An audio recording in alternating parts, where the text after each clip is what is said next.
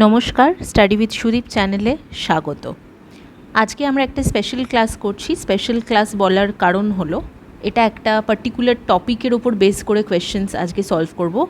সেটা হলো WBPSC clerkship miscellaneous বা WBCS প্রিলিমসে যে West Bengal art and culture বলে যে আমাদের টপিকটা আছে বা থাকে, তার আন্ডারে books literature and authors, books and authors and literature, অর্থাৎ সেটা পুরোটাই বাংলা, মানে বাংলা সাহিত্য, লেখক লেখিকা, প্রাইজ ইত্যাদি এইসবের ওপর একটা ক্লাস আজকে আমরা করব। সেখানে আমরা 25টা MCQ আজকের জন্য সলভ করব। আমরা দুটো পার্টে ডিভাইড করে নেব, 25টা করে, পার্ট 1 পার্ট 2 করে দুদিনে আমরা সলভ করার চেষ্টা করব MCQগুলো।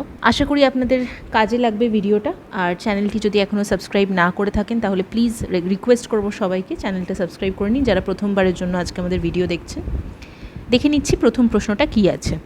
The name of monthly literary magazine published by Bankimchandra Chattopadhyay is. Bankimchandra Chattopadhyay দ্বারা প্রকাশিত মাসিক সাহিত্য পত্রিকার নাম কোনটি? আচ্ছা, এখানে বেশিরভাগ কোয়েশ্চেনই আজকে যে সেটটা আমরা করছি এই প্রথম 25টা প্রশ্নের মধ্যে বেশিরভাগই কিন্তু এনশিয়েন্ট বেঙ্গলি কিছু টেক্সট এর ওপর প্রশ্ন আছে। এছাড়াও প্রি ইন্ডিপেন্ডেন্স এরার যে বিভিন্ন মাসিক পত্রিকা বা সাহিত্য যা যা সেই সময় বেরিয়েছিল বা লিখেছিলেন কবি সাহিত্যিকরা, তার উপরে আছে। ঠিক আছে, দেখে নিচ্ছি। তাহলে এটার অপশনসগুলো আগে দেখে নিই। বন্দে মাতরম, ভারত দর্শন, ভারত কোশ না বঙ্গদর্শন? বঙ্কিমচন্দ্র চট্টোপাধ্যায় কোন মান্থলি লিটারেরি ম্যাগাজিন পাবলিশ করেছিলেন? উত্তর হয়ে যাবে option D, Bangadarshan. Next question, the most popular hagiography of Chaitanyadev Chaitanya Charitamrita was written by. চৈতন্যদেবের ওপর, মানে চৈতন্যদেবের গল্প, চৈতন্যদেবের জীবনের কাহিনীগুলো বা তার মানে second hand experience, first hand experience এগুলো নয়, সেকেন্ড পার্সন বা third person point of view থেকে যেগুলো আর কি লেখা, সেই যে চৈতন্য চরিতামৃত, সেটাকেই হেজিওগ্রাফি বলা হয়। সবচেয়ে জনপ্রিয় যেটা, সেটা কে লিখেছিলেন? সঠিক উত্তর হবে কৃষ্ণদাস কবিরাজ, অপশন এ। ঠিক আছে, চৈতন্য চরিতামৃত সবথেকে ফেমাস যেটা, সেটা কৃষ্ণদাস কবিরাজ লিখেছিলেন। Next question, the first major Bengali poet to write Vaishnava lyrics was. Vaishnava গীতিকার প্রথম প্রধান বাঙালি কবি কে লিখেছিলেন? Vidyapati, Chandidas, both A and B, না মালাধর বসু? উত্তর হয়ে যাবে অপশন বি, চণ্ডীদাস। খুব ভালো ভালো প্রশ্ন আছে, খুব ভালো করে মন দিয়ে ক্লাসটা দেখবেন। আমি যেহেতু বলেই দিলাম যে এনশিয়েন্ট বেঙ্গলি লিটারেরি টেক্সট থেকেও কিন্তু বেশ কিছু প্রশ্ন আছে, সেগুলোও দেখতে হবে। The first available evidence of the ancient Bengali literature Charyapada was discovered by linguist Hariprasad Shastri in the year. প্রাচীন বাংলা সাহিত্য চর্যাপদের প্রথম উপলব্ধ প্রমাণ ভাষাবিদ হরপ্রসাদ শাস্ত্রী আবিষ্কার করেন কোন সালে? 1907, 1901, 1903 না 1910? সঠিক উত্তর হয়ে যাবে 1907 সালে উনি প্রথম এগুলো আবিষ্কার করেন, হরপ্রসাদ শাস্ত্রী, চর্যাপদ। ঠিক আছে, নেক্সট প্রশ্ন দেখছি, 5 নম্বর প্রশ্ন। The Bengali language has been originated from which of the following languages? Bangla ভাষার উৎপত্তি হয়েছে কোন ভাষা থেকে? মাদার ল্যাঙ্গুয়েজ কোনটা? সংস্কৃত, প্রাকৃত, মাগধী না অল অফ দিজ? খুব ইম্পর্ট্যান্ট একটা প্রশ্ন। সঠিক উত্তর হয়ে যাবে option D, all of these. ঠিক আছে, next question, the Bengali dialect spoken in Santhal Pargana division and Kolhan division in Jharkhand is known as. ঝাড়খণ্ডের যে সাঁওতাল পরগনা বা কোলহান বিভাগ আছে, তাতে যে কথিত বাংলার যে উপভাষা, সেটা কী নামে পরিচিত? উপভাষা, ঠিক আছে, ডায়ালেক্টে জিজ্ঞেস করেছে, কোন ডায়ালেক্ট এটা? ঝাড়খণ্ডে যেটা, ঝাড়খণ্ডের ডিভিশনগুলোয় যে বাংলাটা ব্যবহৃত হয়। উত্তর হয়ে যাবে অপশনে Jharkhandi dialect. The author of পদাতিক ইজ। পদাতিকের লেখক কে ছিলেন? পদাতিক কে লিখেছেন? এটা সহজ প্রশ্ন আছে, উত্তর হয়ে যাবে সুভাষ মুখোপাধ্যায়, অপশন ডি। ঠিক আছে, next question, the author of Kadambari was. এটা তো সহজ আছেই, কাদম্বরী কে লিখেছেন? আমরা তো হিস্ট্রিতে এটা পড়েইছি। সঠিক উত্তর অপশন ডি, বাণভট্টা, তাই তো? Next question, the author of Nil Darpan was. Nil Darpan কে লিখেছিলেন? উত্তর অপশন বি, দীনবন্ধু মিত্র। নীল দর্পণ একটি নাটক।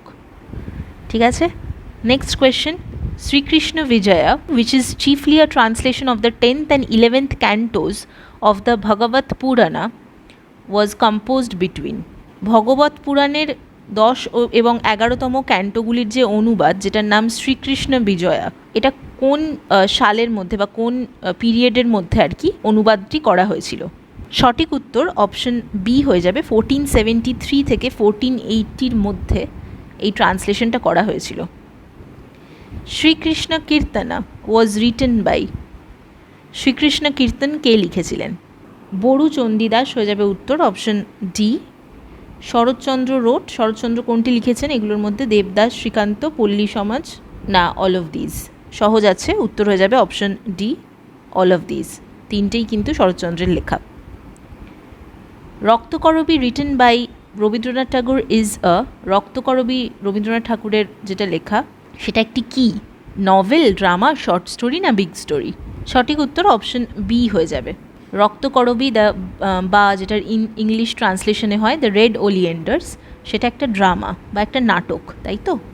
Next question, Rajbanshi dialect is spoken in, Rajbanshi উপভাষায় কোথায় কথা বলা হয়? নর্থ দিনাজপুর, এটাও একটা বাংলারই উপভাষা। নর্থ দিনাজপুর, জলপাইগুড়ি, কুচবিহার, না অল অফ দিজ? উত্তর হয়ে যাবে option D, all of these. Rabindranath got Nobel prize for Gitanjali in, বহুবার রিপিটেড প্রশ্ন। সঠিক উত্তর option C, 1913। Name the two standard styles in Bengali language, Bangla ভাষার দুটি শৈলীর নাম লিখুন বা বলুন। টু স্ট্যান্ডার্ড স্টাইলস, সহজ প্রশ্ন, উত্তর হয়ে যাবে সাধু ভাষা ও চলিত ভাষা, তাই তো? অপশন এ হয়ে যাবে উত্তর। Name the Bengali poet who introduced the Amitrakshar chhanda or the blank verse, অমিত্রাক্ষর ছন্দ বা ফাঁকা পদ প্রবর্তনকারী বাঙালি কবির নাম বলুন। অমিত্রাক্ষর ছন্দ মানে হচ্ছে শেষের যে ছন্দগুলো মেলে কোনো কবিতার ক্ষেত্রে বা কোনো বড় মহাকাব্যের ক্ষেত্রে যে লাইনগুলো যে মিলে যায়, শেষে ছন্দটা মিলতে থাকে, সেটা যখন মেলে না সেটাকে ব্ল্যাঙ্ক ভার্স বলা হয়, বা ফাঁকা পদ বা অমিত্রাক্ষর মিলছে না সেই ছন্দ বলা হয়। তো সেইটার প্রথম প্রবর্তনকারী বাঙালি কবি কে ছিলেন?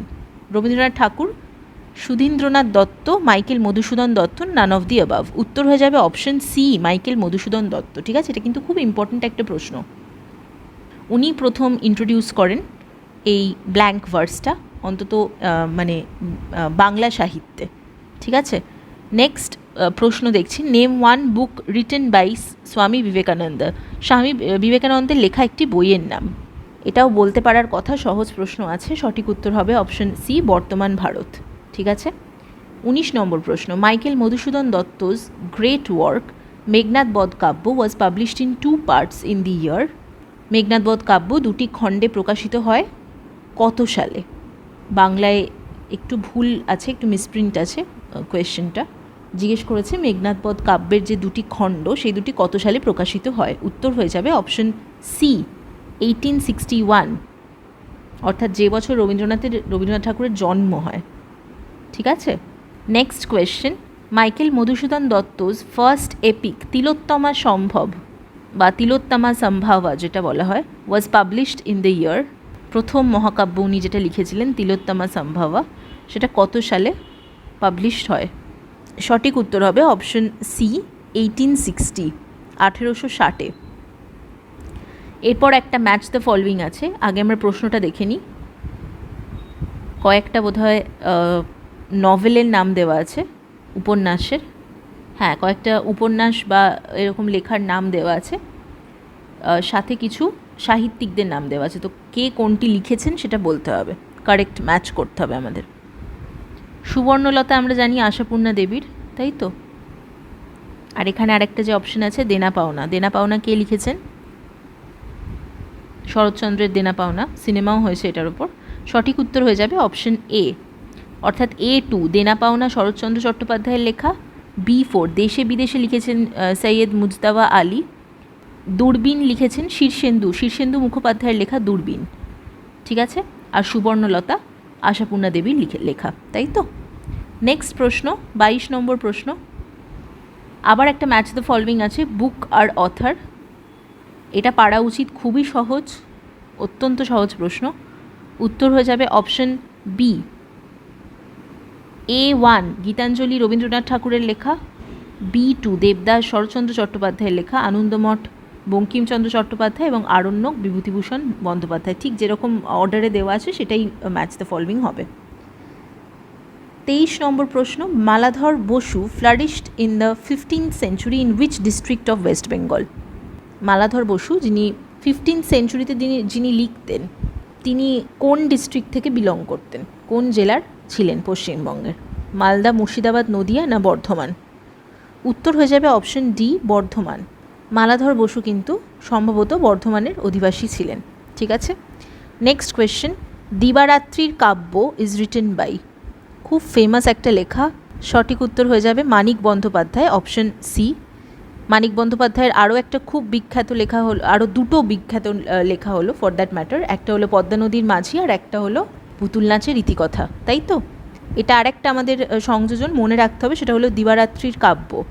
যারা বাংলা উপন্যাস পড়েন, বাংলা সাহিত্য নিয়ে চর্চা আছে, তাদের জন্য অসুবিধে হবে না, কিন্তু যারা খুব একটা সাহিত্য উপন্যাসের সঙ্গে মানে যোগাযোগ নেই, তো তাদের একটু মনে রাখতে হবে পদ্মা নদীর মাঝি, পুতুল নাচের ইতিকথা আর দিবারাত্রির কাব্য, এই তিনটে হলো মানিক বন্দ্যোপাধ্যায়ের খুব বিখ্যাত তিনটে নভেল বা উপন্যাস। ঠিক আছে, আর আজকের শেষ প্রশ্ন এই কারণেই বলছি, আমি শুরুতেই বলে দিলাম যে বাকি যে আরও 25টি প্রশ্ন আছে সেটা আমরা নেক্সট পার্ট 2তে কালকে সলভ করব।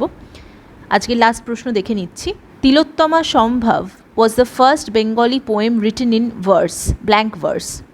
The story of Tilottama Sambhav Kavya is taken from Hindu Puranas. Which of the statement given above is or are correct? দুটি বিবৃতি দেওয়া আছে, সেগুলো বিবেচনা করে বলতে হবে যে উপরের যে প্রদত্ত বিবৃতিগুলি কোনটি সঠিক। সঠিক উত্তর হবে অপশন সি, বোথ 1 and 2।